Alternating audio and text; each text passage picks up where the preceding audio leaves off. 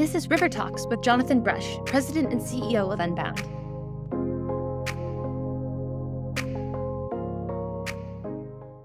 In our Thrive series here, the first thing I would define is the ability to be able to thrive, as we're talking about raising young adults who are able to thrive versus being successful.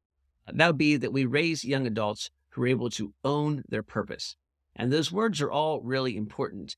By own, I mean accept full responsibility. I think that this is often talked about, but maybe poorly understood, and in the end, often sort of tossed out in terms of what is important. But I would say it's the real centrality of raising children who become adults. In my world, in my mind, adults are people ultimately who accept full responsibility for their life. And I mean full responsibility in every aspect of it. They accept responsibility for their own health and welfare, that they accept responsibility for the health and welfare of those that they have an influence upon, that they accept responsibility to make a difference in the world, that they see evil and they accept responsibility to confront that evil, that they accept responsibility to celebrate beauty and enjoy it, and that all of those things require some level of saying, this is why I'm here, this is my deal, this is my responsibility. And I think that aspect of kind of this is why I'm here touches on purpose.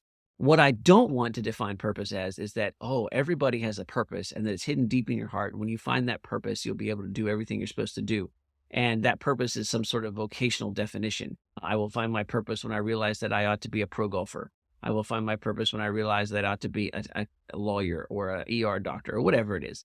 And the problem with that is that I think purpose defined in such a way is ridiculously small and also not helpful at all.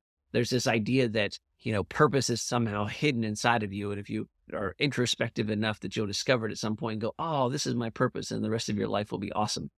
And I just reject that as both a silly notion and one that doesn't make a lot of sense. I would say that purpose in this sense is defined by your overall goal in life. And that requires an asking and answering of the big questions, of understanding things like, why am I here? And what am I to do? What happens to me when I die? And what is my purpose here? And so there's big questions. And then I would submit as a Christian that one of the benefits of being a Christian is that you don't have to wonder what your purpose is. It's spelled out for us quite explicitly in the New Testament, where Jesus, in a conversation with some religious leaders, says the purpose is to love the Lord your God with all your purpose is to love the Lord your God with all your heart, mind, and soul, and your neighbor as yourself.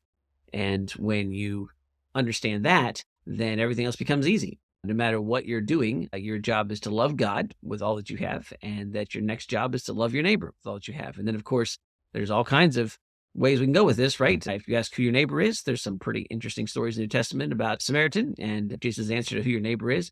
And if you're still confused about who your neighbor is, there's even some more explicit, uncomfortable language in the New Testament that says you're to love your enemy.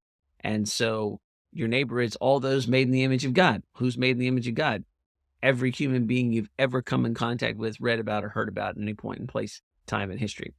And so when we have young adults who can do both of those things, that they can ask and answer the big questions, that they can understand what their purpose is, that their purpose is to carry out their answer to those big questions. And again, I'm not neutral on this. As a Christian, I would say to carry out God's command to love him and to love our neighbor. Then we know that no matter what we do, there's an orientation fact there. There's a way we can find a North Star. We can say, okay, I'm supposed to do this. And so how do I express doing that in whatever circumstance I'm in right now? And that furthermore, when you have young adults who are able to own the responsibility for that and say, this isn't the responsibility of somebody else to teach me. This isn't the responsibility of somebody else to enable me, that I am to live this purpose in every position, every place, every way that I can, and I accept full responsibility for that. I think if you start there, we could almost stop there as well. And you would have people who, compared to most of their peers, would be able to thrive.